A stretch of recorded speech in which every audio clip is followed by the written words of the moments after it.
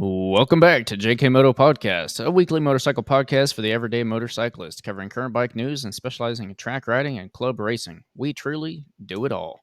This week, brought to you by Working Class Customs, a custom fabrication shop out of northern Utah. You can direct any further comments or questions on that to Cole. Hit me up in the comments down below. And speaking of comments, if you're looking at the comment bar, you should also move that mouse over to the subscribe button and subscribe to the channel on YouTube. And if you're not on YouTube, that's great. Glad you found us. Go check out the YouTube channel at Working Class Customs. If you are on YouTube and you don't want to stick around for however many hours we're here podcasting, we understand that. We're also on all podcast platforms. So we got Spotify, Apple Podcast, Amazon, Google. The list goes on. Go check them out. RSS link down in the description. And also, while you're down there, sorry, there's a lot here tonight. If you like our shirts and our design, we got shirts available. They should be down below. Go check them out. Pick up a shirt. Support us so we can continue supporting you. Thank you. That is the end of my soapbox. Hello, Cole. Jeez. Hello. How are we doing? Oh, I'm doing pretty good. Pretty good. I went and rode yesterday, so.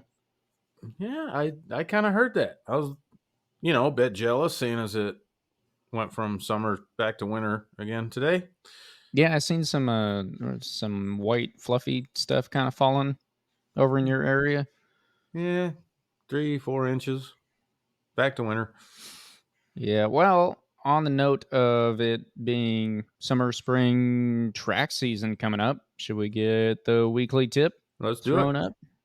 All right, this week's weekly tip brought to you by Bittinger Motorsports. This is from Josh Bittinger at Bittinger Motorsports. Once again, link for Bittinger Motorsports down in the description. Go check it out. Anyway, Josh says, quit worrying about dragging your knee. Dragging knee should happen as a result of doing many other things correctly and should come as a surprise when it does happen. Far too many riders put too much emphasis on dragging knee, trying to get cool pictures for the gram. It's common to see new riders hanging their entire butt off the side of the seat, creating a crossed-up body position that limits vision and ability to control the bike properly. So put your butt back on the seat, work on vision, turning your hips and shoulders, steering inputs, and being smooth and predictable. Before long, you'll be carving the corners and feeling that puck scraping the correct way. That is from Josh Bittinger at Bittinger Motorsports. So, hey, I like it. I like it. Yeah, I think there's definitely merit to it. I found out on my first track day ever that dragging knee was not something I'm just going to like go out and do. And then you get those pictures of the dudes that are like literally, but I can't do it with my hands, but completely off the side of the bike, just laying on the ground, basically. Like yeah.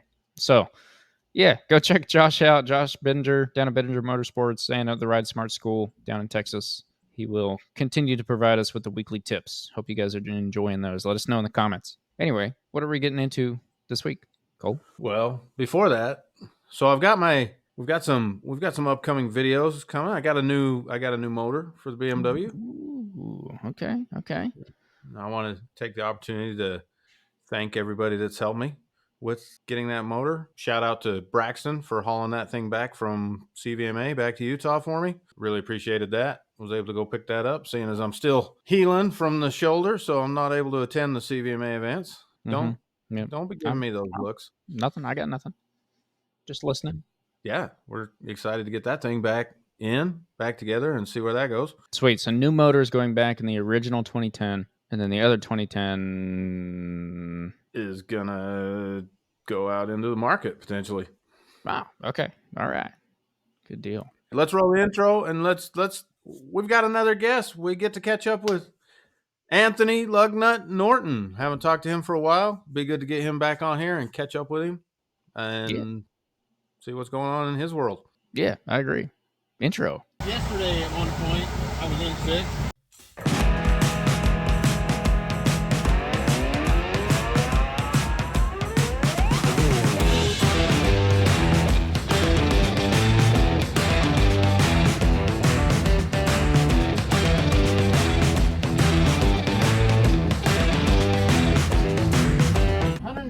Miles an hour. And then we should just say, there he is, the one and only. You can just say it. What? I can't just say what? I can say You always There he say is, the one you and always say only we should, Anthony Lugnut, Henri Norton. I mean Norton. What? How you like that intro, Easton? That's when someone like you're about to go into a situation, you're like, man, this is gonna be awkward, and then it's awkward when you could just go into the situation and then just whatever it is what it is, and it's less likely to be awkward that way.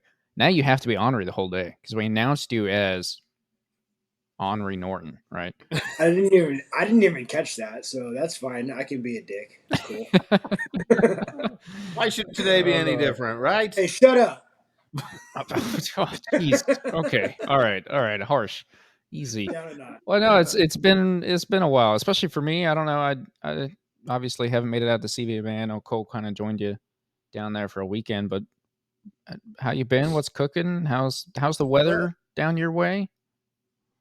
Weather's actually not bad. We went through, I guess, a cold snap, some rain. So SoCal, I got some rain, and we got a lot of rain in Vegas. So a lot of the motocross tracks were closed because if it rains too much, I guess it tears up the tracks. So Makes sense. kind of been not riding very much the last couple of weeks. Unfortunately, I missed the last CVMA round, and the round previous I virtually missed as well because I had to do a motor swap trackside, and then on Sunday, that was on Saturday, and then on Sunday it rained, which CVMA is probably the only organization in the country that won't race in the rain because there's no tires. The vendors don't bring rain tires because it's so seldom that it actually happens. But what are we on 5? So that was round 4.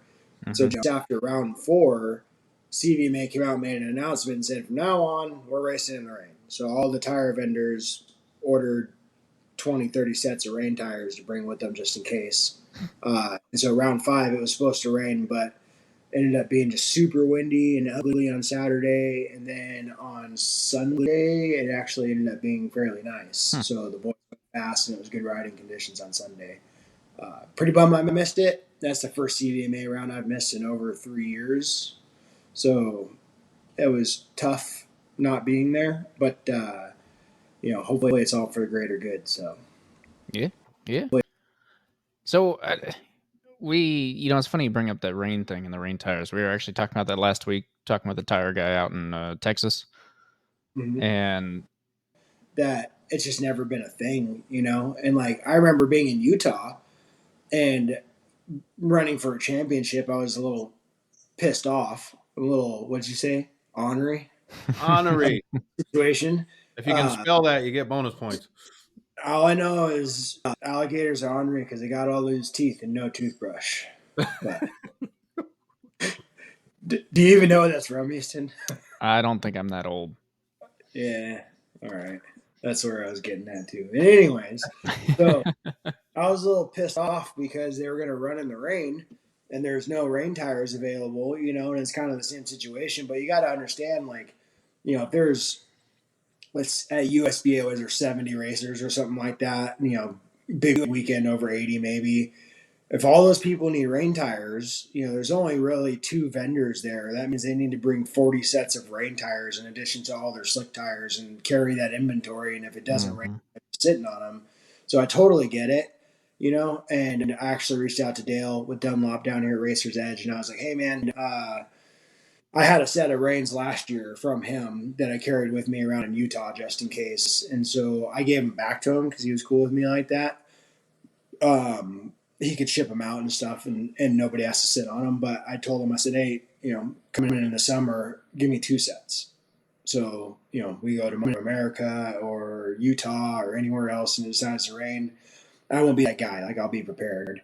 What really pissed me off the most about that thing was there was guys who had zero intention of racing at Utah. They had no skin in the game, really. They were there and it rained and they're like, I'm not going to go. But I have this set of reins and I'll sell them to you for $700.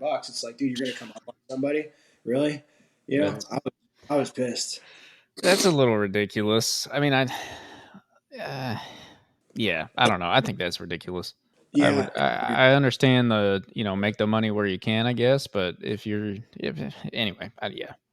No, I mean, that's a good point. Like, I'm sorry, we can tangent the whole episode. And we just kind of jumped right into things because we don't really have a plan from what I understand. You're right. But the reality is like I've always been the guy. Like last round I was at CVMA, I'm busy changing a motor, and I still got guys coming up to me. Hey, you got this sprocket? Hey, you got this spring? Whatever. And I'm like, yeah, sure, it's in that box. Go grab it. How much you want for it? I don't know. What's fair? Just put money in my toolbox. I don't care. It's like racers. We're gonna help each other. Like I'm definitely not gonna do that whole. Or like a convenience tax, like I'm not going to charge somebody extra because I have something and they need it. I don't care if you're a competitor or you're not, or I don't know you. Like I'm going to assume you're going to do the right thing until you don't. Then I'll cut you off. And there's only been one person ever I've had to do that with, But for the most part, everybody's cool and it is what it is, And I It thought wasn't me. Just for the fans, it wasn't me. it was definitely not Cole. He came close once, but Kawasaki parts don't fit the Beamer, so he just gave him back anyways. Yeah, that's true. That's true. BMW and their German engineering pretty specific over there. Yeah. Not very interchangeable. Yeah.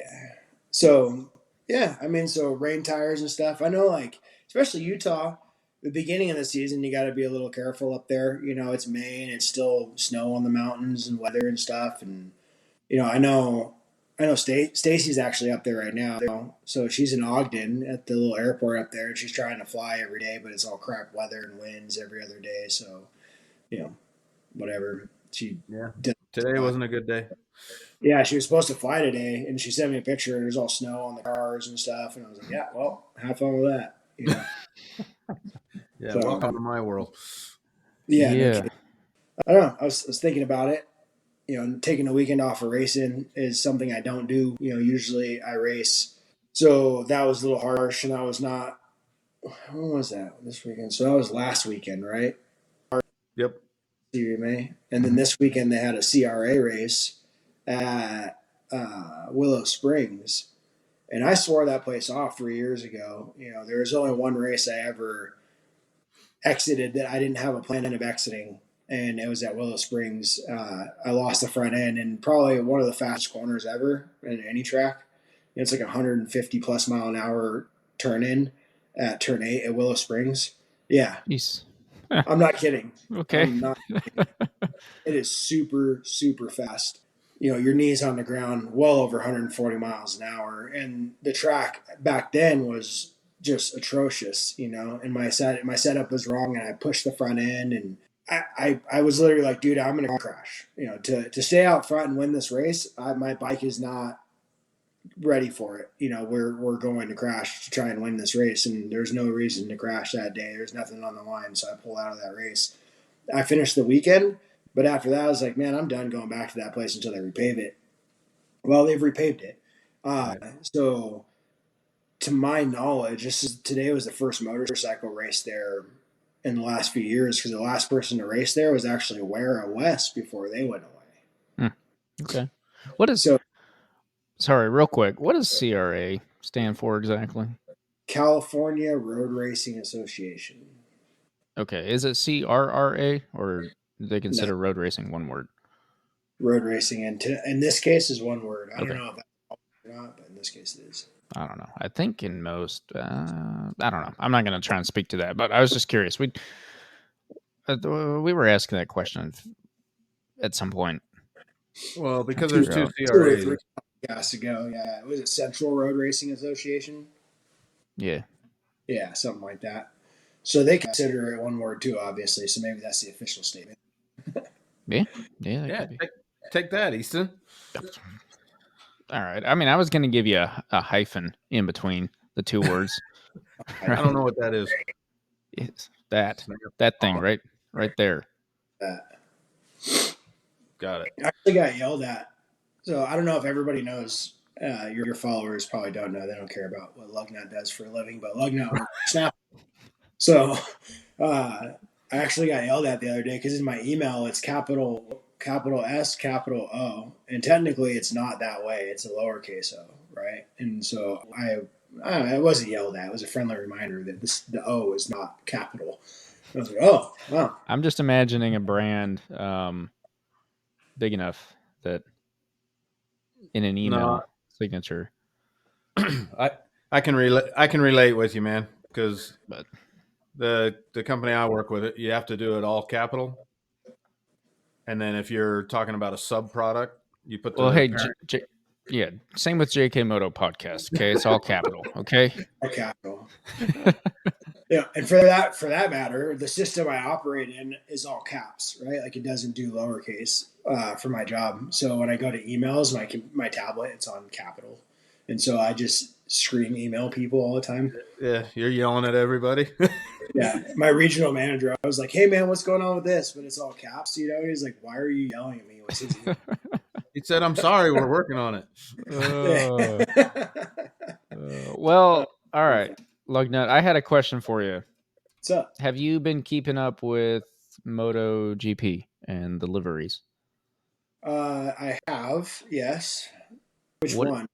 Just kind of in general, if there's a specific one you want to dive into, but I just wanted your take as a racer more than myself and more than Cole. I think you've definitely gone a little further up the ranks. Cole, you race, I understand. Not talking crap here, but I think livery is really, it's like kits, right? Like I wear AGV, I wear Danese.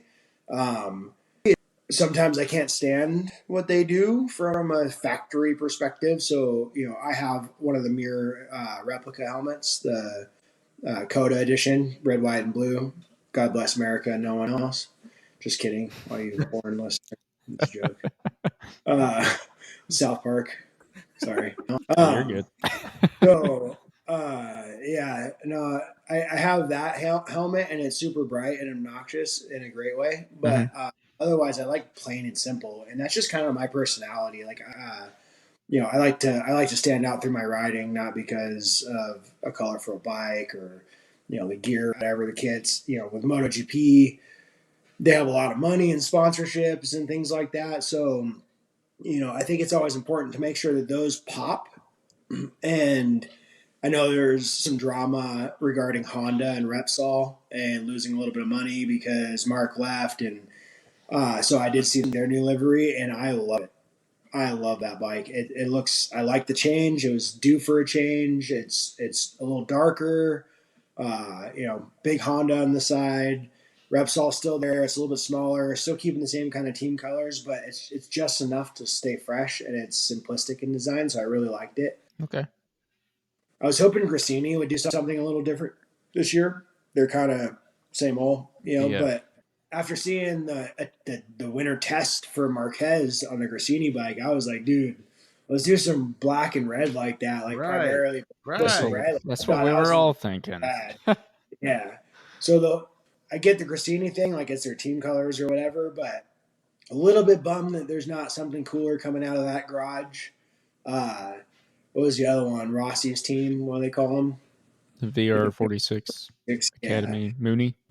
Yeah, Mooney. There you go. It's no longer Mooney. That's why the color changed. It's some oil company now. I can't remember what that. Okay, so that's a sponsorship-driven change. Okay. Maybe. I mean, it could just be a Rossi-driven change, and the sponsorship didn't care. Could have been. I mean, obviously, if the sponsorship was primary for why they were the way they were, then they'd have to go away from that a little bit. And I have mixed emotions. Again, personally, it's loud for me, but I like it. Whatever. Like I like the change. I like the new. I guess I was most bummed that Grassini didn't really do much different. Factory Ducati isn't that much different. I don't think factory Yamaha is that much different either, right? They look pretty much the same. Yeah, I didn't notice anything. So my big question for you was that I just saw Aprilia's today. Oh, the Team America one? No, the other one. the factory. But as a racer, what are your takes and thoughts? I'm going for it because I haven't seen it, so I'm looking it up real quick. Okay, you're good on all of the freaking Aero. No, hold on. Oh, That's the correct. Aero or the Hold on. Okay. Let put a pin in that one. Because you didn't ask me. You asked Mr. Lugnut here. Well, he's the guest. I understand that, but damn it, I got opinions. I got to put some opinions in here. It's not just Lugnut anymore. It's Mr.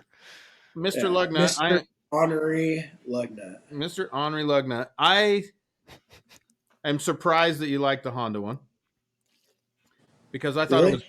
I think they were totally due for a change, but I was really hoping for mostly red with the. I was hoping for a more factory Fireblade color scheme. Like World Superbike style? Yes. That would be rad. I would have been totally on board with that, but I liked it. They just did something different. Yeah, it's about time, but I didn't love it. I think there was a little too much going on myself. The Aprilia one, the only thing they did is they changed the canting on the angle of the Aprilia. Yeah, and added Mhm. 94 wings.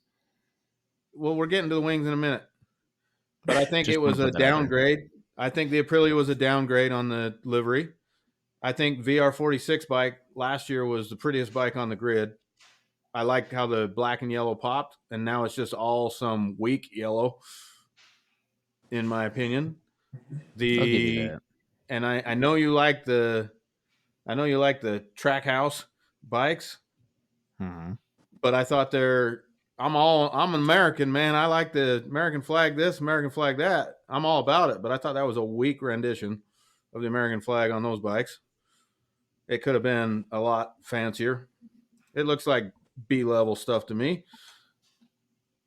And I think Honestly, like I'm cool with that for the team perspective, but and I'm not trying to be like they need an American rider because the best rider gets the ride, right? But like if it was an American rider, I'd be more down for that livery. agreed. Like it's just it's a blast for somebody who's not even you know Agreed. American. Because if I was a Spanish rider riding a Ducati and they made it completely the Italian flag, that would be offensive is the wrong word, Weird. but it'd be weird. It's a little weird. Yeah. Yeah. So yeah, it was. So on that note, and this is aside from professional racing, but I just got Lieto. You've seen them around. They've been doing a lot of the club racer and some of the Moto America level kits, and they do all kinds of stuff, canopies, whatever. A little shout out, not sponsored by them, but they kick butt. They're really good, and they're great people. But she did my motocross bike kit, and it's badass. I can't wait to reveal it. It definitely blows Aprilia's American bike out of the water with my American bike. All right. It came out sick. Well, I'm excited to see it, but I'm As trying long to as think, you, I'm trying to think how those American flag colors are going to clash with that green. well, I got rid of the green. I just want to see you like put it on a stage and then have a bunch of like dancers and music and some like mist, you know, Yeah, and then you like go we're to pull good. the curtain back and there's not a bike yet, and you put the curtain back, and then there's more mist and dancers, and you do that for like 20 minutes before you actually reveal the bike. He's been watching way too many Are of you these still reveals. are you still upset about the Ducati reveal? Yeah, maybe a little bit. I heard about that one on the podcast. Yeah, Oh, that's funny. some things So just don't change, you know.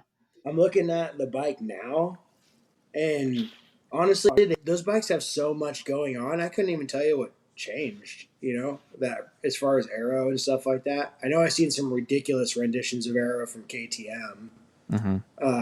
in the testing, but yeah, I don't know. It's a wait and see thing. They still have time to like change stuff, you know. So I seen a post with old Jack Milla and his KTM, and he was standing behind it, and I took a really good look at the bike because it's not very often like I take a second and really look over the details of these bikes, but and I get it, they're like prototype machines or whatever. But man, I wish they would just race real motorcycles. It's why I like the superbike stuff. The BSB, Australian, Canadian, Moto America. I mean, name it. Like all the production bike stuff. It's just so much more relatable. Yeah, It's cool that they're doing this motorcycle stuff with these things. And I'm not knocking on MotoGP or whatever it is, the pinnacle of the sport, but it's just so hard to relate. It's like a baseball player who's never ridden a motorcycle trying to relate to what we do. It's almost that far apart and that far removed from what we're actually doing on production motorcycles that it's just too much for me. yeah. So I enjoy that you said that.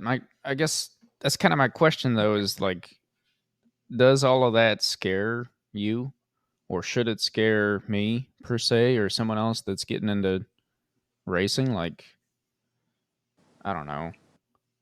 Scary. What, all the aero and all the advancements Yeah, I and mean, all this. look at BMW. Look at Ducati. Hasn't really done it with their street bikes, their production bikes. But Yeah. you look at the newest M1000 coming into Moto America, even, and it's freaking winged out. And Yeah, I thought they looked a little ridiculous when they released the new M1000. I guess it was the 23 that Mhm. like Ezra and Caleb were riding last year, and Cam. It looked a little ridiculous. It looked more ridiculous on the orange cap bikes just because of the colors, yeah, different. The creamsicle And bikes.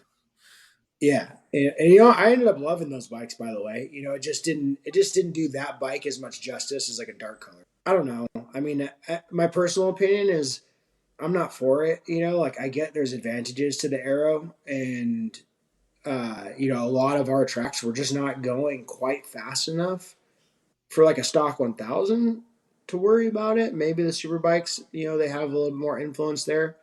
Mhm. But look at the R1s. They're not doing any of that crazy stuff. And they're Uh, winning. what's that? I said, and they're winning. So And they're winning, right? So I just don't see like I think it's more of a sales pitch than it is anything else. But a lot of what they do on the factory bikes is because the race teams ask for certain things and they have to be homologated for the race team to be able to use them in World Superbike. So all the aero that you see on these M1000s and the Kawasaki and the Ducati and whatever else, it really is all because World Superbike needs it. Because if it wasn't for that, they probably wouldn't even bother, unless they're like trying to sell it to the street squid riders. So, right, they're uh, probably not buying 36,000. dude, they are. Oh, They are. Okay, I gotta be careful. I haven't posted on Instagram or anything much recently. And reality is just like, I'm so sick of seeing the bullshit content. There's so much garbage influencer crap on social media with these, crazy M1000s and guys wearing jeans and the most expensive AGV they can get their helmet on but can't ride for shit.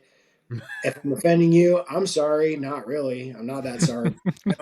Like, it's cool that you're riding and enjoying it your way, like, and I'm not even clout chasing myself. I'm just saying it's so irritating knowing that there's guys breaking their backs and busting their balls to get out there and race and do something with themselves, like legitimately doing amazing things on motorcycles and struggling to do it.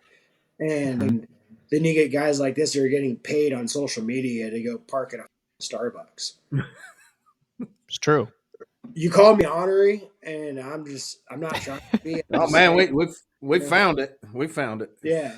And if you need to cut me off or tell me to slow my roll, just tell me it's cool. But like, you know, this is going to be a different side of Lugnut tonight because I guess, truth be told, like I'm struggling, right? Like it's we talked about the glory of racing and how fun it is, and it really is, and the people is great, and the opportunities and the traveling, and at the same time, all those things are freaking taxing. Like being a one man show, or and nothing against the guys that have a lot more support or whatever, but man, it's tough. And I feel like I've reached a point with my racing where it's gotten really hard and it's gotten away from fun. And hard's okay. Like the hard makes it fun Right. sometimes. Mhm. But man, you just gotta catch a break once in a while. And then I get on back, circle back. You get on social media.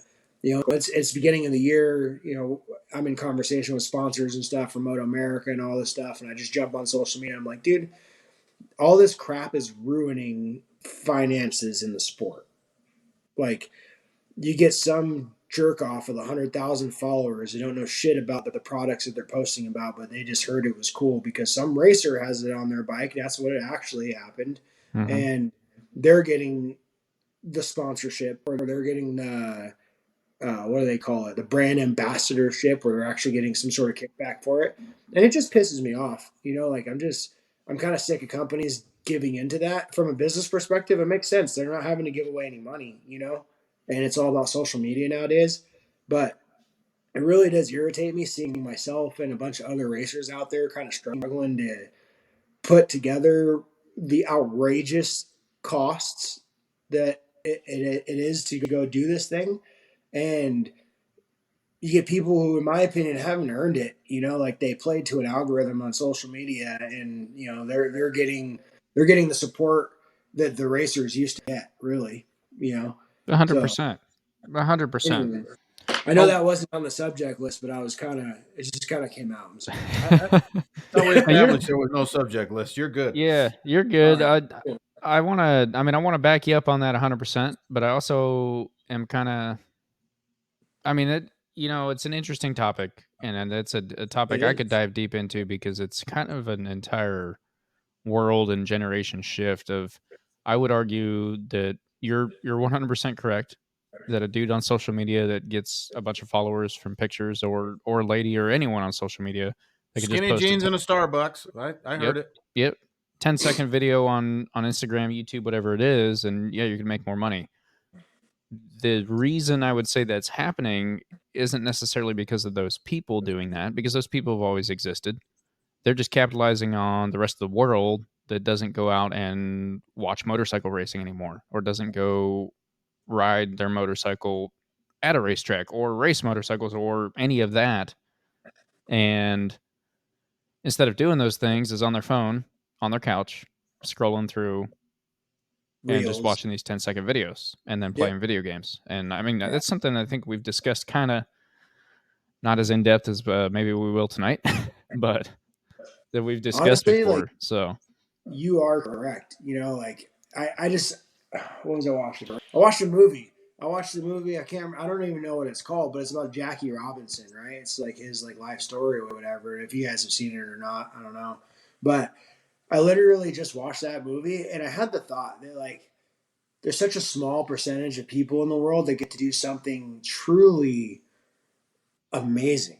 Right. Like think about Jackie Robinson as a Major League Baseball player and what he went through, and really just literally changing the world, not changing the sport, not change. He did something truly miraculous, and there's such a small handful of people that get to have that sort of accolade. Whereas nowadays, if you look at it, like it's the social media influencers and stuff. And good on them, man. They grabbed the bull by the horns. They got ahead of the game and they figured it out. But like you said, it's just too bad that so many people are stuck on their phones and tablets and on the couch and not out there participating in life. And it's like more and more less and less miraculous things are going to happen with people doing less and less in the world.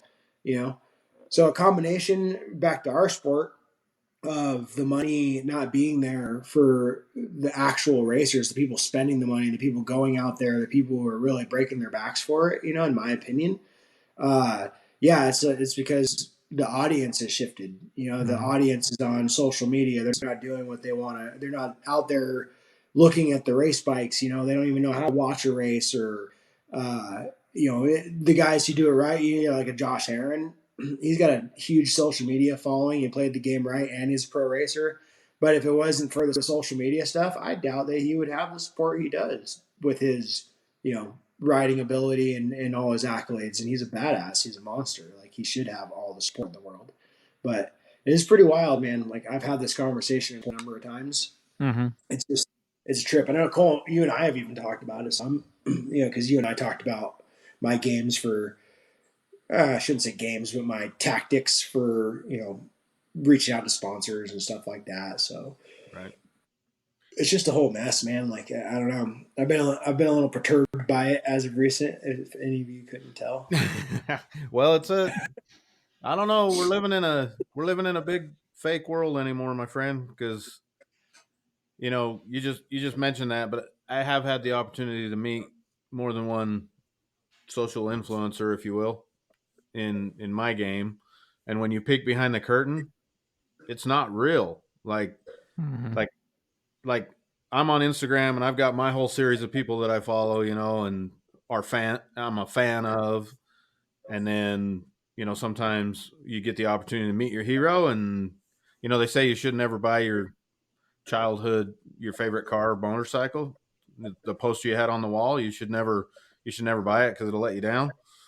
Well, Instagram, as an example, has let me down. When Yeah. when you meet a lot of the There- actual people, and it's just forward-facing people that are good at marketing themselves. But yeah. Was it on a recent podcast you said that? Like you shouldn't like you don't want to meet your hero or something like that? Or did I hear it somewhere else? For some reason I feel like you said it. But maybe yeah, I heard that recently. I'm like, oh that that kind of makes sense, I don't know. Anyways. Having the right people in your circle, Well, hey, like I was actually what's up? the moral of that, real quick, just to kind of maybe wrap Close. tie that a little bit, is Yeah. that if you're sitting here listening to this on or watching it on YouTube, which is a social media platform, anyway, Does that just hurt a little bit? yeah, Sorry. no, because I was sitting here, now that we're talking about this, I'm kind of thinking to myself, and I specifically don't make shorts and I Right. don't post reels as much because I don't want to feed into that, and that is actually something I try and do with the channel here. And I would argue that one, if you comment on this video right now and say, "Hey, I'm putting this down because I got to go to the track and ride, or I'm going to go ride my bike," I will have zero issue with that. Please go ride your bike. Like, zero issue with that. Now, it'd be cool if you hop over on Spotify, put it in your headphones, and listen to it. But anyway, that's beyond the point. But it brings up an interesting question and a discussion I actually had with my better half the other day. I was talking about Cole and I both have bikes that can be ridden on the street, and we still ride on the street. I think maybe if it's ever sunny where he's from. But I was just out riding yesterday with a few buddies out on the road, and we're just having this discussion about you get to the track, you start racing, you start riding at the track, and a lot of people kind of give up the street riding and almost talk bad about people that ride on the street. But I would argue at the end of the day, if you delete the street riding community, the sport is gone completely. I agree. And I would say, like, I've never been a hater of people riding on the street. I'll be honest with you. If I live in Vegas, and if Vegas wasn't such a crap hole for drivers, I would still ride on the street. You know, Okay. the roads are terrible, the drivers are scary. And, when I was in San Diego, it's 20 minutes to some of the best canyon and mountain roads you'll ever ride in your life. And the weather was amazing. You ride year round, right? Like, if I still lived there, I'd still be riding in the street all the time. I'd have me a Triumph Street Triple 765, and I'd be out there ripping around because that bike is fun, it's upright, it's comfortable, and it still rips, I got it all planned out because I still enjoy it. But it's those guys that we need to like get interested in where the roots of the sport come from. Like, hey, Mr. Influencer man, you like your freaking wings on your Aprilia and your M1000? Well, come see why they're there. Yep. Come on down. Yeah. And I see some of them at the track. That's cool. But like, and I know I said street squid earlier. I apologize. The Henri fun term. Lugnut's coming back with apologies now. No, but no. I'm sorry, but I'm not. But it's a term of endearment. I've been there, man. I used to be one of those stunt riders and wheeling down the freeway and stuff like that. And I think the reason why a lot of us go to get into track and get into racing and kind of get away from the street stuff, it's like it's kind of an addiction that just goes overboard, right? Like I can't get the same fix without doing something quite ridiculous riding on the street. The on occasion ride is still thrilling on the street, but like if I had to ride every day when I went to the racetrack, I wouldn't be as excited to ride. And by the time I got back from the racetrack, I'm not as excited to ride on the street. It's just that's kind of how it goes. I think that's why the track guys kind of fade away from it. Same for the stunt community. I know some very established stunt riders. Like they'll go on a stunt ride on the street, but you don't catch them riding around on the street. But you're damn sure they started out on the street riding their wheelies and whatever else. Like you start getting your thrill on the extreme side of it, and it's just not. You realize it's just not smart. Yeah, I mean, you can't really go to prison for riding on a racetrack fast and winning a championship in Utah. I don't think you've been to prison for that. But had you done those speeds on I-15 in Utah, you could probably go to prison. Undoubtedly. So. Mr. Henri Lugnut, let me introduce you to a very small company out of Milwaukee called Harley Davidson. Harley Davidson? Harley Davidson. That's why you have to have different bikes. You have to separate. You have to have So all these bikes, they're built for the track, right? And I think that's where some of the problem comes in is we all want to, including myself, we all want to have 1,000 to drive around on the street, but there's really no place for that. There really isn't no place for that. But there ain't no place for that on a lot of tracks. Everybody always asks, how fast do you go on that thing? I don't know, 150. You know, the bike will do 200, but there ain't no room. Like, where we're going, we don't need roads. Like, I just admitted though, like if I had a street bike, I would definitely go with a Triumph 765 Street Triple. Like, I think that thing's rad. A little insight. I'm actually looking at building one for Super Hooligans, for Moto America Super Hooligans, because that's a new bike for the class. Yep. But I thought about that, and I was like, shit, if I get one, like, I'm keeping the stock wiring harness so I can like hook up a light and still like shred around on the street, because it's cozy, and you know, if it's a nice weather day, why not? See, now you're running into that classic bike addiction problem where you do end up having 11 different bikes in the garage. You should see my garage right now. I don't know. You should see it this Thursday. Actually, the day this comes out. Wednesday. All right. On Wednesday? All Yeah. right. Well, you know what? Hey, you send me a picture. I'll send you a picture of mine. How about that? Wow, guys. You show me Anyway. For that. You're underage, Easton. What? It's because he looks like it doesn't mean he actually is. As I learned. Stable pictures. Yes, yeah. I have a new one coming to the stable, by the way. That's what I was saying. Well, I was going to get to that. Can you tell us about that or no? Do we get the announcement? I'll go ahead and break the news. You know, I debated long and hard about different options, and I made a lot of phone conversation, and you know, chatted with a few great resources. And at the end of the day, sticking with Team Green, baby. Cowie till I die. Go shake your head. So, I'm just nodding over here. That's all. Yeah, you guys both hate on Kawasaki's, but I'm getting another one. What is it? Spice flavor is the spice of life. Is that what they said? Something. Everybody can't drive the. I don't know. Everybody can't drive. Don't start saying everybody can't drive the perfect bike. I mean, honestly, I'll just be honest with you.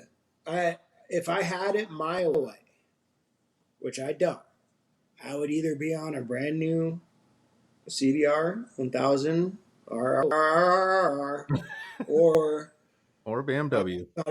I thought, you know, more the Honda. Like I just said, you know, my second choice to the Kawasaki, you know, doing a pros and cons list, talking about the finances, the logistics, the support, contingency money. I mean, you go down the whole list. The two top ranking were the Honda and the Kawasaki. For me, because I already have a Kawasaki program, it makes the most sense to continue that road. That's fair enough. And, you know, and Kawasaki as a manufacturer is very genuous.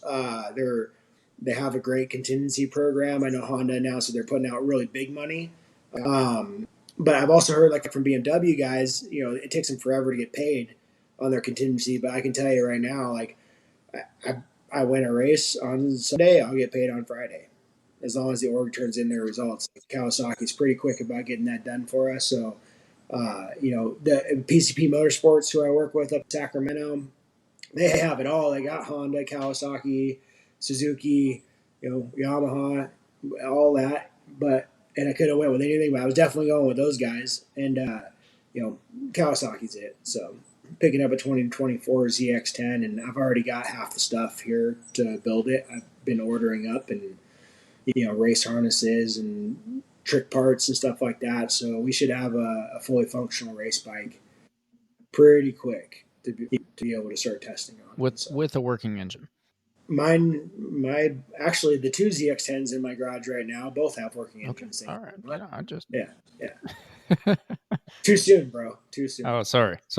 On the subject of that Honda though, you've mentioned that Honda several times. You know, we've had you on the podcast a few times, talked to you in person a few times. How much seat time do you have on one? Not.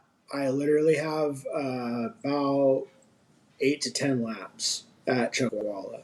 So were those 8 to 10 laps that good, or The potential's there. I just, Okay. I personally love the bike. You know, we get back to, we're talking about all this crazy aero and everything else, you know, like, one of the reasons why I was most attracted to the Kawasaki was it's just the bike fits me personality wise, right? Like it's not over the top. It's it's a good it's a good looking bike, you know, in my opinion. Newer ones, It's ornery you know, sometimes. very, very. Giant corporate conglomerate.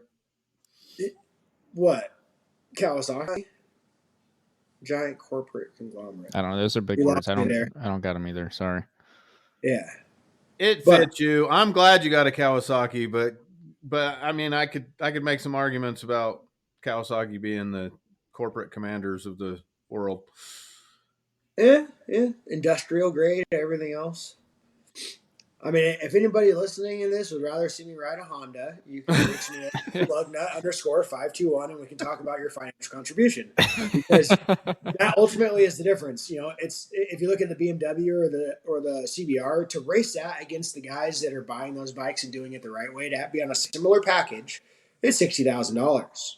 Mm-hmm. And then, you know, don't fall down because there's another $2,000-3,000 every time and you got to pre-buy that stuff, right? But back to the Honda specifically, I love the way it looks. I think it's a great looking bike. It's comfortable. They make good linear power. I remember roll racing when my street squid days on my first ZX10 in, well, it wasn't in 2016, but it was a 2016 against one of the newer gen Hondas, and that thing was freaking fast, dude. Like it was wheel to wheel. So they make good power. That's without a doubt. Right. I actually rode Nick's. You know Nick Cole. I don't know if you've met him, Easton. You probably have seen him around, but he's got one of the new Pirate bikes, and I rode his at Chuckwalla. And if I'm being honest, it was a mess. The suspension was a mess. It wasn't even close. Ergonomically, like he's 7 feet taller than I am, so that was kind of difficult for me. That's pretty tall. Yeah, he's huge. He's big, huge human. But yeah, so it was tough for me from those regards, but like the potential was there. The bike rode smooth. The power delivery was super smooth. The electronics were non-intrusive. They're almost. I like the electronics telling me a story, you know, and the Gixxer was very numb when I rode it, and the Honda was also a little numb, but I could feel it. I don't know. I just think the potential's there. I just it's something about it, you know. Honda's iconic, right? Like motocross and off-road stuff and road racing over the years, like they are who they are for a reason. And so if I could do it, I would probably go that route. It changed up, but time was running short and I had to make a decision what I was going to do. And so that was the decision I made. But it's not too short. Again, if anybody wants to reach out to see me, ride a Honda. Yeah. You know, just ship it to him straight. Hey, it I'll was take- time. I'm stoked for you, man. Thanks. Congratulations. Yeah, that's cool. I mean, it's just a tool, right? Like we talk about what's in it for everybody. You know, you think about the bikes or whatever. Like I always look at riding as you're either in it for the bikes, which is most of the people I was just crying about earlier, you know, or you're in it for the ride. And for me, it's a vessel, right? Like I will do what I want with this sport with whatever I'm riding on, but then I have to make a logical choice of what that is. Right. So. But I'm pretty stoked. You know, it's not a huge difference. It's not a huge change from what I'm riding on. It's a different electronics package and fly-by-wire and it looks different is really the biggest changes. But I've got some help in my corner to make sure that I get off on the right foot. So good deal. What are you gonna do with the stock fairings? What? What are you gonna do with the stock fairings? I don't know yet. I might hold on to them and turn this thing back into a street bike in 10 years or 2 years, not 10. Or I don't know. I thought about it, but I'm not sure yet. So I wrapped all the ones up on the reason I laughed about that. I wrapped all the ones up for my BMW, and you know they're perfectly packaged, ready to go when I need them.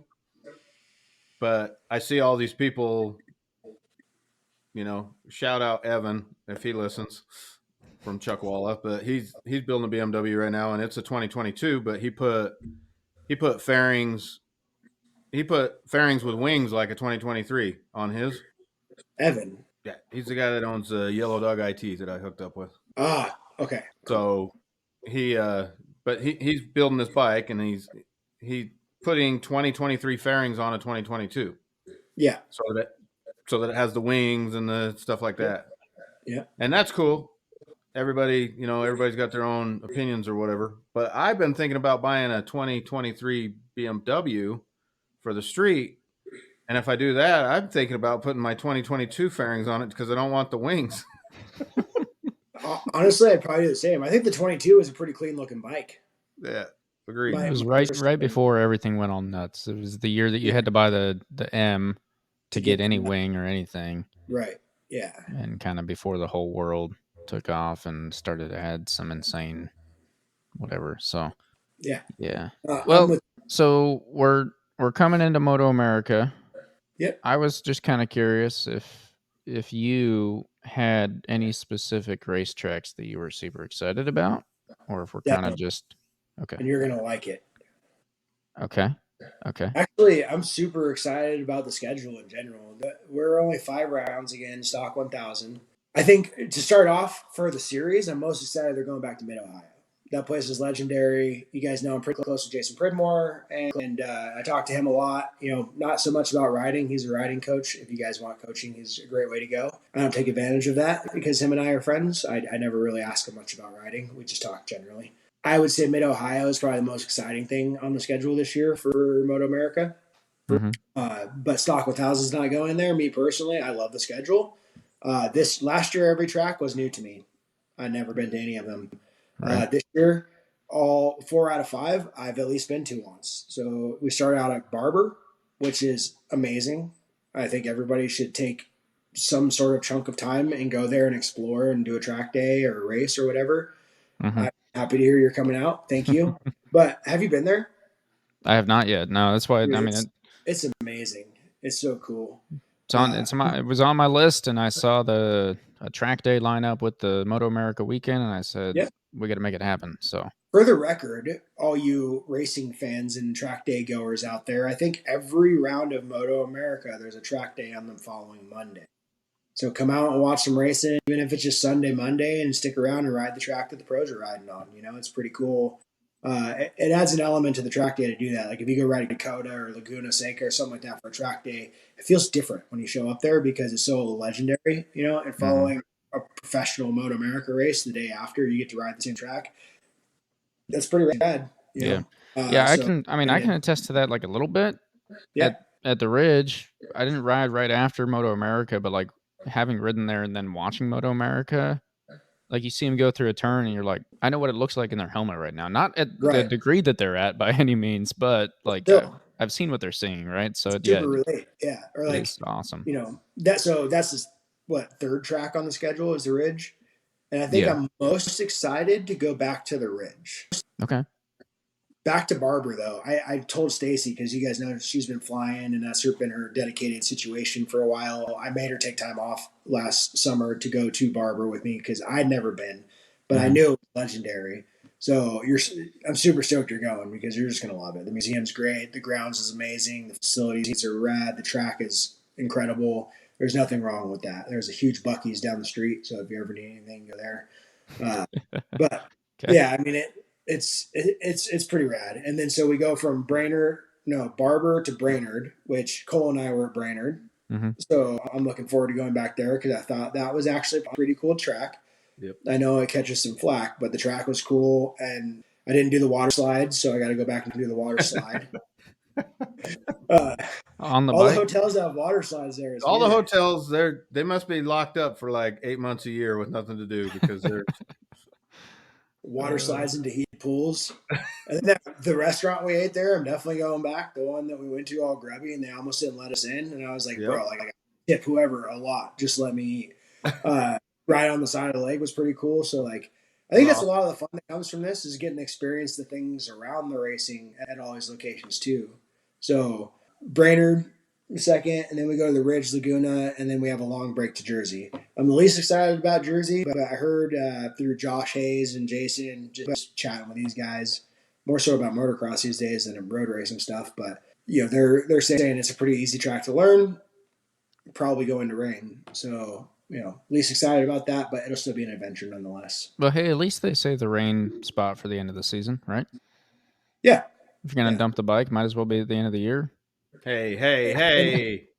No, honestly, I'm cool with it. Like, I think one of the things that held me back a little bit last year was, again, like being on the road. Like, the last thing I wanted to do is crash at Brainerd and be like, "Hey, Cole, guess what? We're gonna reframe a motorcycle in Minnesota overnight."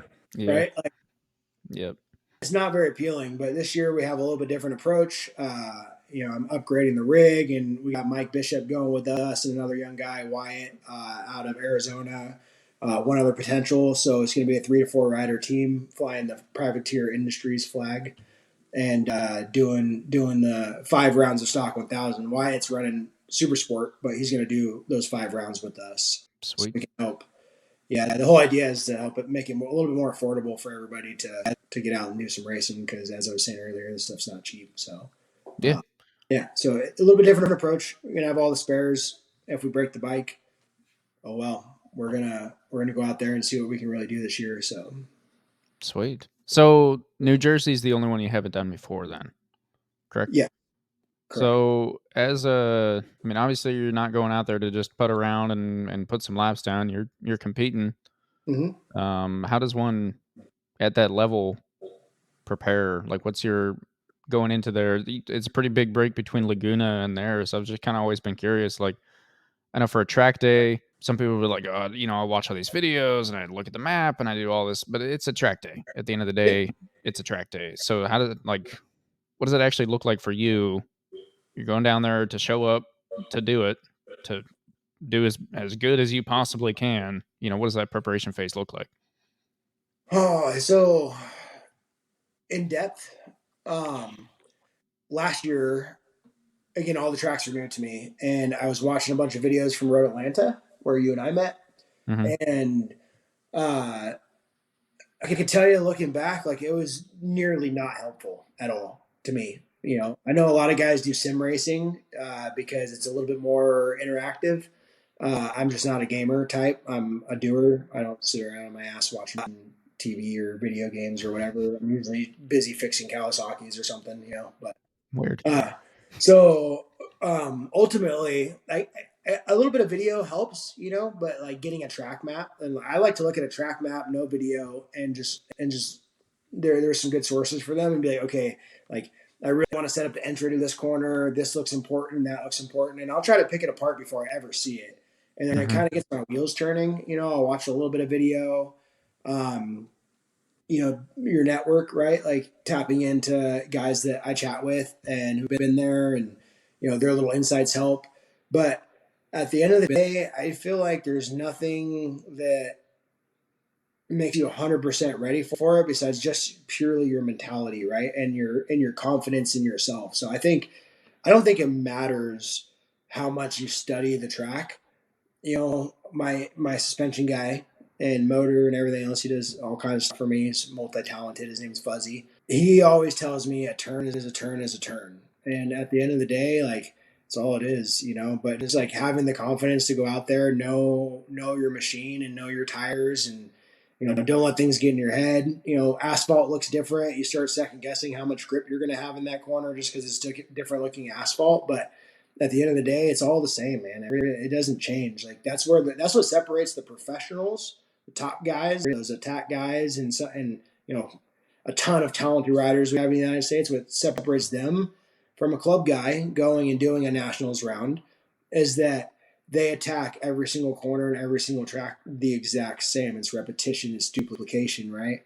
So I think the biggest advantage and a change, because I didn't do this last year, will be going in there knowing that I know what the hell I'm doing, and I can do it, and I can ride with these guys, and I do belong there. All those things add up, and they're factual. So that's going to be my main focus going into every round, new track or tracks I've been to before. Obviously, it's helpful having been to these tracks now, right? Like, I know what to expect. I'm not out there during qualifying on a new bike for my very first session ever at a track that I've never seen before, Right. That's a little challenging. So, it's more advantageous having seen the tracks. And I know a lot of guys last year that I was racing against, they had the opportunity to ride the tracks ahead of time for someone who has a job, I have to report to during the week. That's not easy to do. Mhm. So that would be ideal. Allegedly. I get some flexibility, but every week to be gone Thursdays and Fridays is probably not going to work. Yep. Plus, I got to pay for tires somehow, so I got to go to work. Yeah. So right. you guys, 1 second. You guys had a recent podcast with the dude from like Texas who moved down from the East Coast or whatever, right? Mhm. And he was talking about mantras using your riding tips thing, right? Like I was listening. I'm a fan of the podcast. Going back even further in our conversation, what I've loved about you guys since day one is you guys are genuine. Like your thoughts, opinions are genuine, which is what's the social media platforms need for motorcycling. Mhm. So I've always been a fan, and I always listen. And that's one thing I heard was you talking to him. I can't remember his name, about mantras, and it really got me thinking. Like, what is my mantra? And I think that the preparation is the mantra, right? Like that's kind of I thought about all this when you guys had brought that up on a previous podcast. So, great question. Awesome. Well, it's good to hear. I appreciate that. Yeah, That's good. So the Ridge is June 28th through the 30th. sure. This is Lugnut. He's got to get a bike and then get the bike built. One foot in front. I'm then sorry. get to I'm the just other looking tracks. to see if I can come support at the Ridge. The answer is yes. Of course you can. That might be my last free weekend for the rest of my life. That's internal info. So, but tell me about Apex Assassins is doing Laguna Seca Day on a Monday. A track day. It's an Aprilia. We partnered with Aprilia a few years ago, and so they do like Be a Racer. They have their Aprilia owners appreciation. You don't have to just ride an Aprilia to go, but that's what the days are structured to be. And Apex Assassins, like we tend to do for a lot of different organizations, is actually the ones that are facilitating the day. So we do tech, we do staff riding and stuff like that. So again, I can't remember the exact date, but yeah, Monday at Laguna Seca. Well, I just the reason I brought that up is I seen that on there and I went, "Wow, there's a good excuse for me to go ride Laguna Seca, right?" Yeah. But then it turns out that Legion, what's their racing series up there now called? As Legion Superbike? Yes, Legion Superbike released their schedule, and they're doing the perimeter in Utah that same weekend. Okay, so correction. You can still ride, this I do know, the Apex Assassins Monday at Laguna Seca because now it's a later weekend. So that weekend, the Apex Monday that's on the calendar is wrong date now. That moved. So It was Moto America following Monday Apex, and now we'll be following up the ARMA, which I don't know what that stands for, but it's another racing organization. So they're going to do their weekend. I think they're partnering with CRA or somebody like that. Amra with an O? No, AHRMA or something like that. Okay. Sorry. Yeah. It's actually, they have a different structure. It's, I would say, more typically an older crowd. And they've got vintage bikes and stuff like that they're doing. They do have some modern classes, but it's more geared towards vintage stuff, in my opinion, I think, primarily. Okay. But so yeah, I'll get you the date and we'll repost the calendar with Apex Assassins for the changes, but that possibility is still open to you without having to sacrifice doing the Leagues and Superbike Day at Utah Perimeter. Yeah. So go ahead. When I seen that, I thought, man, I gotta do that if they're gonna be in Utah, right? Oh yeah. Yeah, I mean, a chance to race the perimeter for the first time and race it actually for the first time in how long? I think USBA did it, if not 2, maybe 3 years ago. I personally missed the round, so I've never raced on perimeter. I've actually only rode it once. The last time we were all there for the circus was the only time I've ever ridden it, perimeter. Perimeter is cool. I enjoy the perimeter at UMC. It's fun. It's a long track, and honestly, I think I said this before, but it takes my two favorite sections from East and West, and it takes them out of the equation. So for me, I'm like, give me East or give me West, But it was still fun, If you haven't done it and you have the opportunity to do a track day or something like that on perimeter or race it, like you really should. It's definitely worth doing, Yep. I would agree with that. Yes, sir. So have you guys been keeping up with all the news for Moto America since we're talking about that?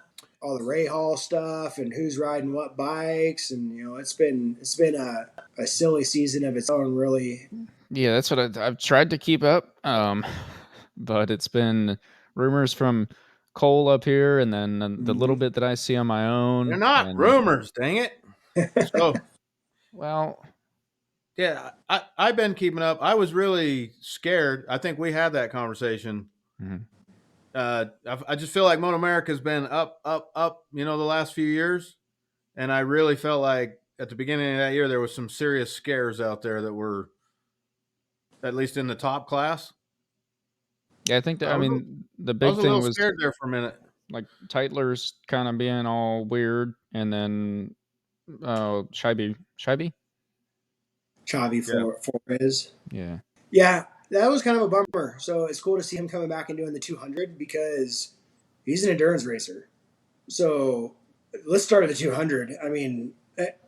I didn't catch last week's episode. I just said I was a huge fan. So I don't know if you guys talked about any of this last week, but the 200 is going to be absolutely ridiculous. Like Yart, Nico Canepa, or however you say his name, like that dude's racing. Hickey from the Isle of Man's racing.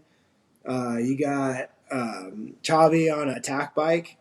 He's racing it. You got a couple guys coming down out of Canada. mm-hmm. The obvious, Moto America and fast club racer guys that are going to be there that have a chance. Like there's the top 20 is going to be insane this year for the Daytona 200. I am super excited about that. And that's only a couple weeks away. Yeah, I don't even know the dates on that. I got to look that up real quick. It is the 9th and 10th, or the 8th and 9th, actually. Okay. Of March. Yep. Wow. Yeah, that is close. And if it rains, it moves to Sunday. Yeah. Yep. Yes. And I think, so obviously you guys, if you're listening to this and you want to watch it, right now is the time. Sign up for Moto America Live Plus, and they have 100% coverage on that. But I'm pretty sure the 200 will be aired on some other avenues too. Maybe you'll catch it on, was it NBC Sports or Peacock or, Fox or something like that. So I don't know what the partnerships are this year for that yet, but you can definitely see everything, including practice sessions, live timing, qualifying for the 200, and everything else going on this year on Moto America Live Plus. So if you're listening to this, spend the $60 or $80 or whatever. It's well worth it to keep up on all this Moto America action this season. Yeah, I agree. And I will put in there that I'm going to assume anyway that Moto America will put it on YouTube at least the day after also. Yeah, usually that happens. And I know they stream some races live on YouTube too. So like Stock 1000 last year was streamed live on YouTube and Facebook. So you can catch some of the action that way without any subscriptions or anything like that. So yeah, I always like to say that for those of you that are listening that aren't watching Moto America yet, one, what are you doing? And two, if you're not quite ready to bite the bullet and spend the money, I get it. You can catch it the day after. And if you're not following all of that on Instagram, Facebook, you're not going to get any spoilers because no one at work's going to know what you're talking about. So get on YouTube, go check it out, and then you'll probably end up maybe wanting to actually come support. And you just heard the list of everywhere they're going. I would argue that if you're within 4 or 5 hours, Moto America events are freaking awesome to go to. They are cheap for what they are. If you want to get into MotoGP, you'll get like half of the availability of the things you can do for 3 times the price. MotoGP is cool and all, but you go to Moto America paying, I don't know the prices off the top of my head, so I'm not going to say them, but not as much as you might think. And the pit, it's probably like $30 or $40. Yeah, I want to say 60 for a race day for a person, but that's all day, all the races, and the pits are open. You can go down and bug Lugnut.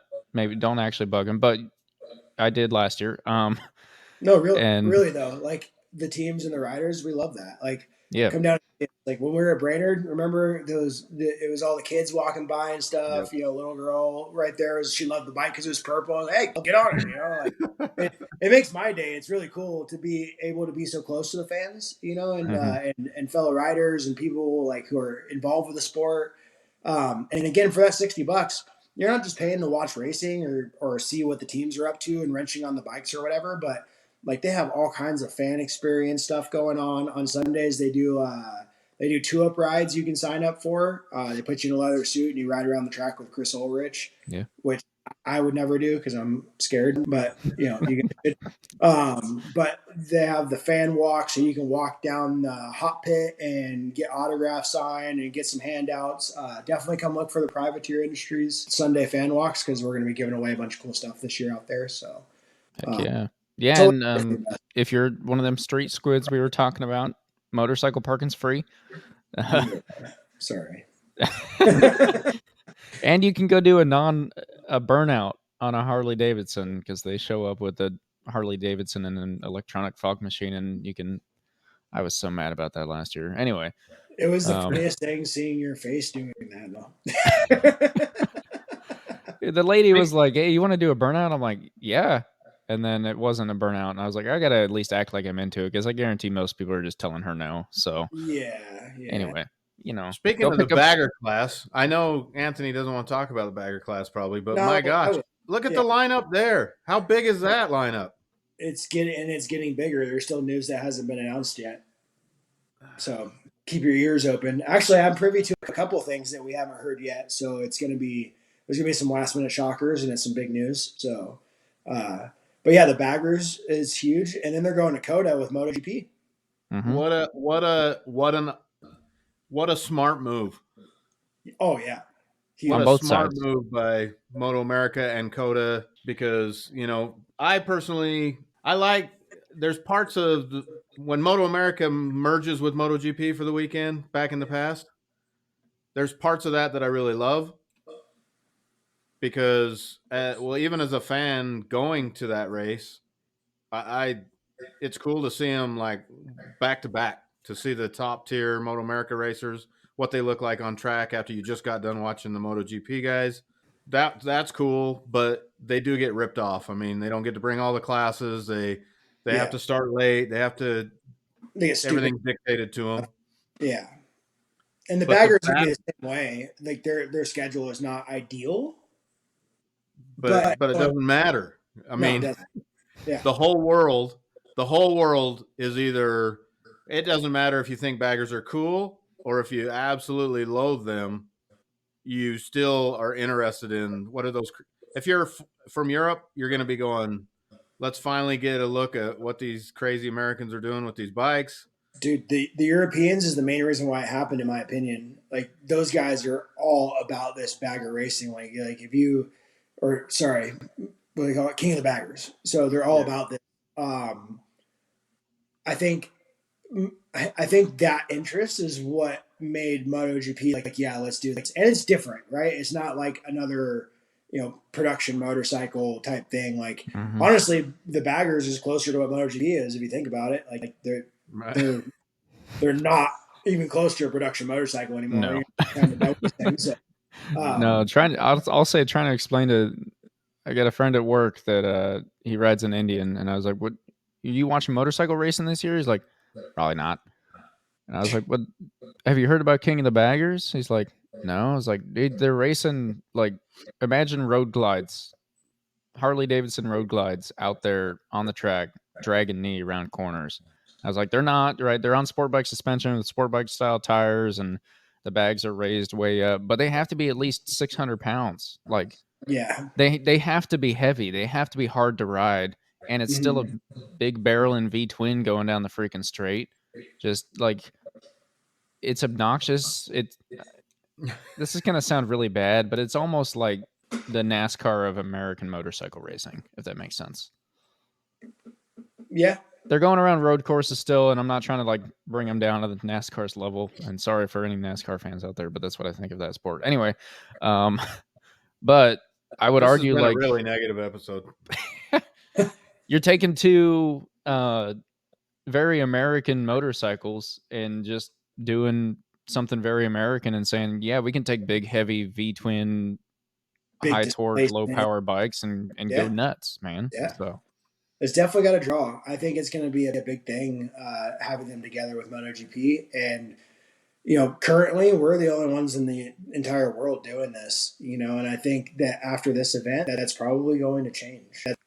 So there's the Yeah. question though: is someone like BMW or Honda or Kawasaki, like, are we going to start seeing bagged Kawasaki Vulcans joining? Nope. You don't think so? All right. Not here in the States. Well, No, yeah. there might be renditions of this type of thing going on in other countries before long that they allow for that.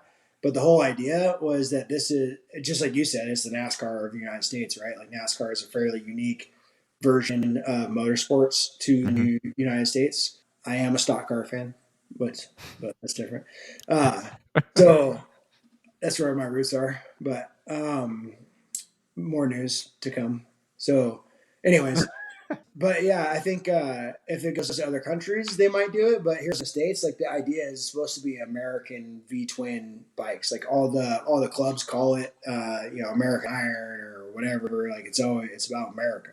So Right. I just don't foresee these other manufacturers being involved with that. Not because we don't want them to. Actually, more so because Harley and Indian probably don't want them to. I mean, they fund so much. I don't know. I mean, if you threw a Goldwing out there and then it just lost every week. The Goldwing? Yeah. That stock Goldwing might smoke them all. I'm just the Only because it's got reverse. Anyway, sorry. I've heard rumors of BSB looking into it. Yeah, those guys love it over there, and so I'd be curious to see what happens after they get put on display internationally at COTA with MotoGP. That'll be cool. I can. I'm gonna call it now. Cole is really just hoping that Australia picks it up and Jack Miller goes and starts riding a Harley He would. down in I think Australia. Jack Miller. This is what I love about that guy is he'll ride anything, anywhere, anytime, and just ride the wheels off of it. So Probably, yeah. I agree with that. I agree. There was some statements, just because you brought Jack up. There was some statements today telling him from the who's the team principal there at KTM? Can't remember his name. You're the big word name guy person. I had a joke, but I'm not going to tell it. So he came out and said Jack Miller needs to not worry about where his ride is next year, if he can stay there or whatever. But he basically alluded to Jack needs to decide whether he wants to race anymore or not. So there must be some behind the scenes. He might just go ride dirt bikes and live in Australia. I think he recently was injured. Yeah, he was riding dirt bikes. But he had family changes, married, had a kid, stuff like that. And I don't think that is going to end his career, but I definitely think that anything that takes away from your focus on and off and between rounds and everywhere else, it's going to show when you're riding. And I think that's what we saw with Jack towards the end of last year. Yeah, well, and especially at that level. Oh yeah, at a world level one, and I mean, you want to talk about traveling from California to Alabama, back to Washington and Australia, Europe, America, South America, Europe, Asia, Australia again. Like, that's a lot of time away from family. I mean, we've talked about how, even for an American racer, I think you could hear Cam Beaubier talk about it. Like, it's hard. You're not home the most of the year. So yeah. And not just that, but again, the distractions. And I'm not going to say your family is a distraction or your new baby child is a distraction. That's life, and those are beautiful things. But honestly, it's taken away from the mind game. And even me, I made a move last year and started. I made a direction change in my career or whatever, and it took away for a couple months until I put my finger on it. I realized what was going on. I refocused. Doesn't matter what level you're at or what you're doing. It's not even motorcycle riding. It could be anything. But the more you cloud up your mind with all these other things, the less focus you're going to have on the goals. And so specifically with the things like motorcycle racing, though, you're doing shit at a high rate of speed and your processing speed goes down the more you plug up your mind with other stuff, Very true. My non-scientific backed theory. What are you Good to hear. are you done asking him questions about that for a minute, Easton, or what? Yeah. We got We World said we didn't Superbike have a coming up plan next this week. weekend. Oh, that's what you want to get. Okay. All right. Already. Super excited about that, man. That'll be in Australia. The unveiling of Ray, Top Rack, everybody on new bikes. We'll see how this stuff shuffles out. Shout out to Garrett Gerloff. I'm pulling for him. I hope he has another breakout year. Dude, I'm hoping he takes a step up. Like at the end of last year, he looked so strong. So I'm really hoping to see that continue. And Phillip Island is just, it races so well. Like it's always battles there. And, you know, like some of the last few years, some of my favorite MotoGP races were at Phillip Island. And so I'm really looking forward to seeing this class of World Superbike go there and do battle coming up quick. So who are you taking for the win? So He wants to take Top Rack, but I want to take Top Rack. If it was a different track, I'd maybe consider it. But historically, I don't think that's his strongest track. Mm-hmm. Batista is injured, or during testing, he was pretty injured. I don't know if he's gotten over that, but he didn't look very good in any of the tests. So I don't know. It's pretty open. Maybe that. I'm gonna shoot from downtown and say Ray on the Yamaha. Yeah. all right. I'll put 17 cents on that. But 17 cents. that's my guess. Hey, when you win, there's 34 more cents towards the CBR 1000 R. Yeah. Well, it's funny. I was gonna throw out a bet there, but the bet wouldn't be fair because if you just take Ray and I take the field. What's the bet? So I'm a gambler. I know you're a gambler. I'm ready. Let's get this going. Yikes, So here we go. Right. So if you take Ray, it's unfair for me to just have the rest of the field, is what I was saying. I mean, there's odds. If you want to cheat Depends on yourself, depends on the stakes. I don't know. There's odds to every bet. So Yeah. Well, I don't know how to set the over under on this one. Well, you open your mouth, so let's hear it. I'm curious. I don't know where we're going with this. Well, I think the Ray easiest bet would wins, be and he I will buys bet you in. Top Rack finishes ahead of Ray. Okay.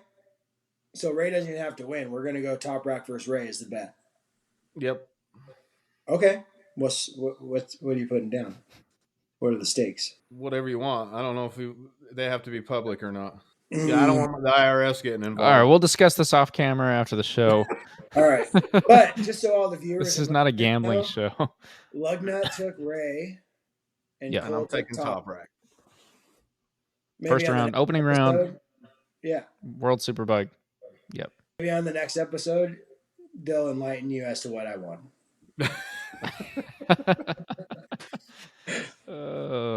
We'll keep everyone updated, at least on the outcome.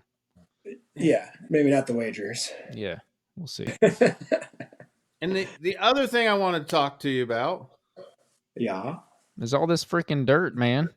Easton won't let me talk about dirt bikes. Every time I'm like, "Hey, man, have you been watching?" I'm like, "Have you been watching Supercross?" Never once said you can't talk about it. Have just said I have been having trouble keeping up. So it's like baseball to me, honestly. But all the sports are this way. Like it's so hard for me living a busy life to keep up with a MotoGP season now that it's over 20 rounds. You know, and then Moto America and World Superbike. Right, it's a lot. It's a lot. But during the wintertime, usually there's not much going on. So at least with Supercross, it goes through May basically. And so you can stay in the loop with Supercross every week, and it's available on Peacock, or you can see whatever happened on social medias and stuff like that. And if you haven't been to a Supercross event, like that's where all the money's at in racing in the United States, to be honest. Yep. It is a show. It is definitely a show. But now that, to the people who don't know, I just started riding some motocross, and I've ridden dirt bikes years and years and years ago, like for a short stint. Not much experience on it. It's fun. It's a hoot, but riding at the track and actual motocross, man, it's a workout, and I've developed a new level of appreciation for what those guys do. You know, it's so precise. I mean, it's not undifferent to what the top guys are doing in our world of road racing, but it is something else, man. And it's been quite an adventurous season so far for anybody following. We've got 8 or 9 different winners between the two classes, and there's some drama. There's always a little bit of drama, so that's good. Some personality and differences, and they got some old versus young going on this year, so that's pretty cool.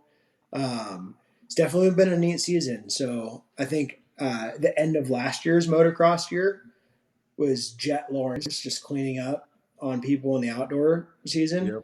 Went 22 for 22 in motos, 11 straight wins overalls. I think a lot of people expected him to come to start the season off this year and just clean house. Well, they won the first round. Anaheim won, which kind of like the Super Bowl for Supercross. But it hasn't been him being so dominant the rest of the season. Like there's 4 or 5 different winners in the 450 class now. So definitely a fun season to be a part of and be watching. Absolutely. So I've never asked you this, but maybe me and you could be on the same page here. Who do you pull for? That's tough, man. I'm a Jason Anderson fan. See that, Easton? We're both on the Okay, Kawasaki I get it. train You when it both, comes to- yeah, you both Oh, got so dirt you're an bikes. You're Anderson both fan? I've watched Anderson his whole career. Hell yeah. both All right. motocross guys. I'm gonna I've just always leave been now. a Jason Anderson Leave you fan. guys to it. Have fun with your dirt talk. The only difference We- between me and you is I was disappointed when he went to Kawasaki from the Husky. Honestly, kind of me too, though. Like, I was a fan of his on the Husky. So, but like I grew up watching Supercross, even as much as I wasn't involved. It was always something I was interested in. Guys like Villapoto and Reed and Ricky. Like all these dudes are such legends, and it's crazy this year. Like I'm involved with Supercross Fantasy with a few different leagues, and it's so difficult. I heard you're doing well. Also, I heard. Dude, that's new. I'm never good at fantasy, but it's so hard Says to pick. says the man who says he's a gambling man. I am. I didn't say I was good at gambling. But it's so difficult to pick because there's 15 guys that can win the damn race. Like you've got Eli Tomac, who's a freaking legend and champion. Right. You got Anderson, who's a legend and champion. A guy I freaking love, Roxon. He can win any week. Who doesn't love Aaron Plessinger? He's always strong. Jet Lawrence is a phenomenal young talent who's going to go on to be a legend of the sport, no doubt. And the list keeps going on and on and on. I mean, Cooper Webb, you got to throw him in there. I'm not a fan. I'm not necessarily either, but you got to throw him in He's there. He's in there. Sexton's always fast, right? Yeah, there's a few guys that I'm not really that fond of, Cooper Webb, I have nothing against him. I'm just not a huge fan. I don't know what it is about. So I get on the fence a little bit with him. I just want to point out that dude, there was a period of his career where it looked like he should just quit because he couldn't do whoops. Yeah. He figured it out. I mean, at that level, you're going to have to do some whoops. Yeah. But the thing that I have learned to definitely respect about him is if you watch him, it don't matter what the race is and it don't matter where he started. He always seems to start at one pace and just consistently get faster and faster as the race goes on. Oh, that guy's relentless.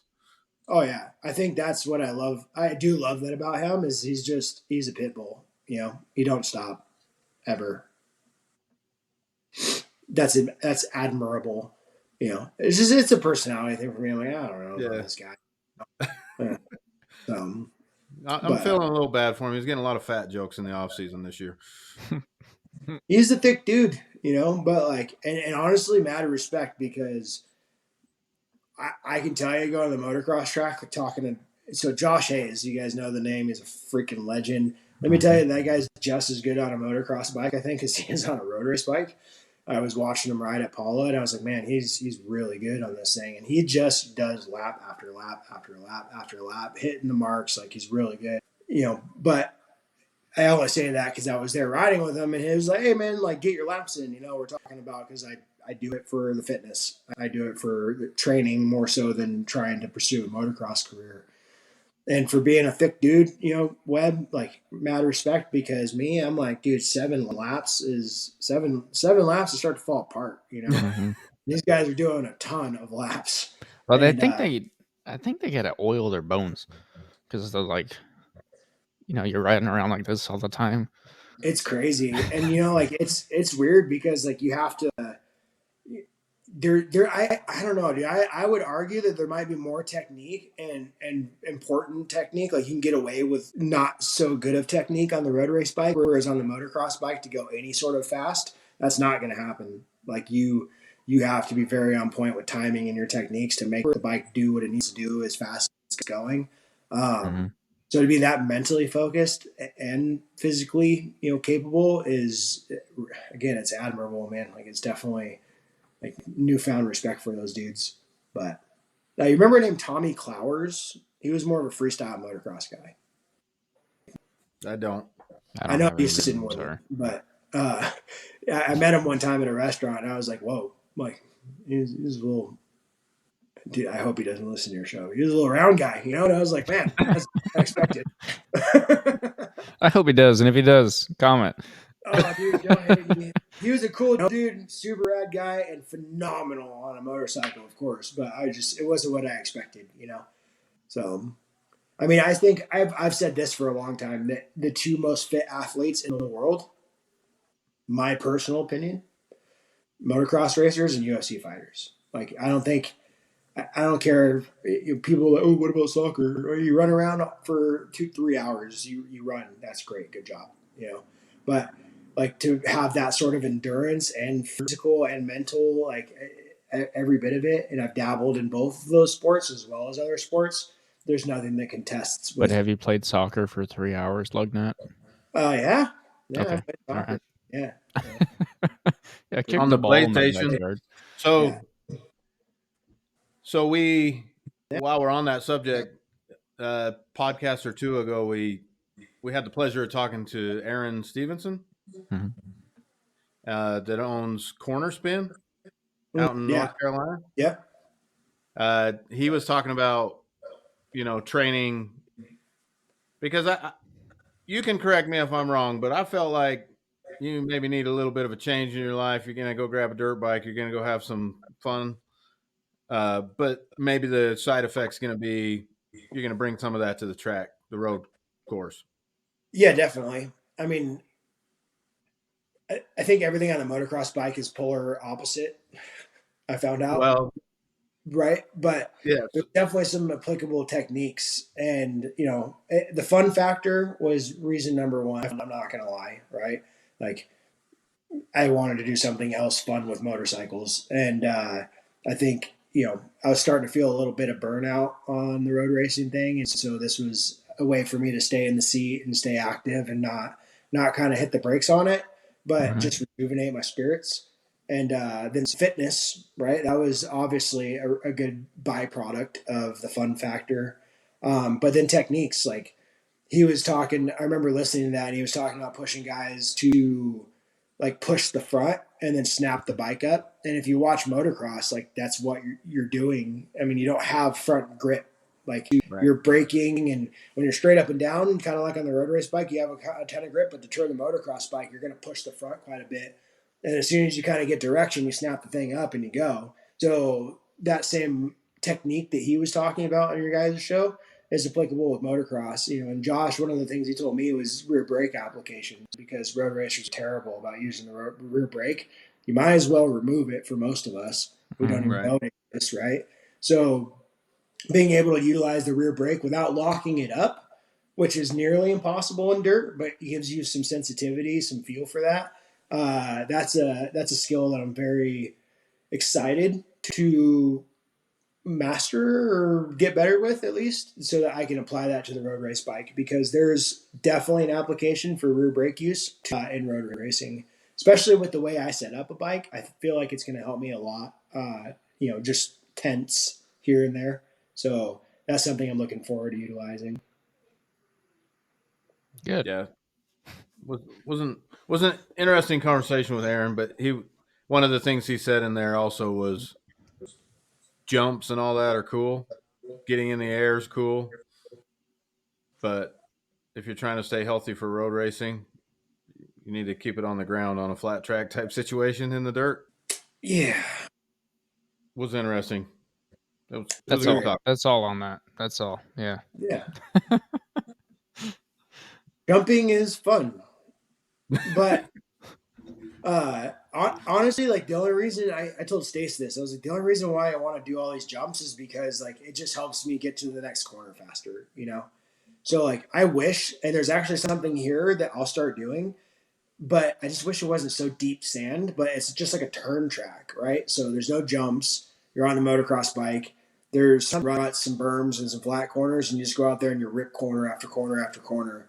So I'm literally looking into like going to some BLM area and just digging out a turn track with the dirt bike so that I could just go do that hours on end because it's definitely applicable and you know it's a workout. Even if you're not jumping and riding whip sections and stuff like that, like holding on to the motocross bike is definitely a workout. Yeah. You know, we can cheat the road race bike a little bit. So I think he's right. You know, motocross, you hear a lot of injuries. I think last year the whole reason why I ended up on the Altus bike was because Brandon Posh hurt himself flying through the air.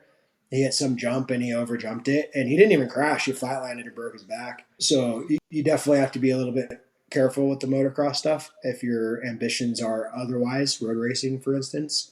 But man, it sure is freaking fun, and the community's cool, and you know, it was definitely something to get used to flying through the air. You know, that's just not transferring over to road racing. Hopefully, you know? There's like there's a couple tracks out there in the world, A couple where you can, and then there's the Irish people that are Irish road What's that racers. UK? Is it Caldwell's Park, or is it Brands Hatch, whatever, the one that you see and they fly up over the top of the hill? Yeah, I want to say, I don't know. I'm not gonna. One of our European guys, let us know. Yeah, which one is it? Because it's one of the ones in Britain. Yeah, I think it's Caldwell Park, but you know that's about definitely a couple of places you're gonna take motocross jumping into account. Yeah, but it's funny. Like one of the things Josh Hayes says is, and you know I'm sure other do, but I've been talking to him a little bit recently. Is that if you're good on a motorcycle, you're good on a motorcycle, right? Like it doesn't matter, you know. And I'm not saying I'm good on a motocross bike. I have a lot to learn, but I had a few people tell me, "Wow, like I'm surprised that you're doing what you're doing with it already." And it's like, a lot of it is how you view things, right, and see them. Like I feel like some people can never do what we do on a motorcycle, no matter how bad that they want to. Right. They just can't because their brain just don't work that way. And it would be the same in a car for them, right? Like they're not going to go out there and go super fast in a car because their brain just doesn't operate to that level. You know, whatever screws are loose allow us to do it. They don't have those screws. You know, they're put together right. Here we are, half broken, trying to break ourselves more. They're not missing their lug nuts or anything. You know? Well, speaking of missing lug nuts, it is getting a little late, and I'm also one of those people with a job. So yes. I might have to wrap it up. I know you're on the other side of the country, so you're like, what are you talking about? It's dinner time now, but I'm kind of tired. I've been working on bikes all day, so yeah. But it has been great to have you back. Definitely missed you guys. Yeah, looking forward to this next coming year. As we talked about, I'll be down in Bama, right there to watch you. Come hang out for a bit, and encourage anyone else listening to find your local Moto America event. Please go to it. Please support. Watch if you're a barber, maybe we'll throw a Waffle House party. Yeah, Waffle House. That one. Yeah, that's good. Anyway, you're running Privateer Industries this year. Is there any way that the viewers, listeners, whatever, can support you? What's the easiest way to do that? How can they do that? This has been a chat for a while, but it's about to get really, really real. The Privateer Industries things. I'm making a huge investment to help out fellow racers and fans alike. So the best thing you can do is just follow me for now on Lugnut _521 and privateer.industries on Instagram. You're going to see a lot of this stuff start rolling out here soon. Some merch. I don't want to say merch. It's not merch. It's like Privateer Industries, in addition to the race team, is a lifestyle brand. And there's some cool stuff coming out the pipeline. It's in the works currently. So give it a follow. I promise I'm going to put some effort into the social media pages so you can see where we're at. Follow Moto America series. And I hope we see you guys at the track sometime. Come say hi. Don't be shy. Hell yeah. Sweet. Cole, you got any parting words? No, you've pissed me off. I'm ornery too now. What? Let's just call it. I'll let you sleep on that. We got to hang this up and figure out what this bet's all about. All right. Well, on that note, thanks for listening. We'll see y'all next week.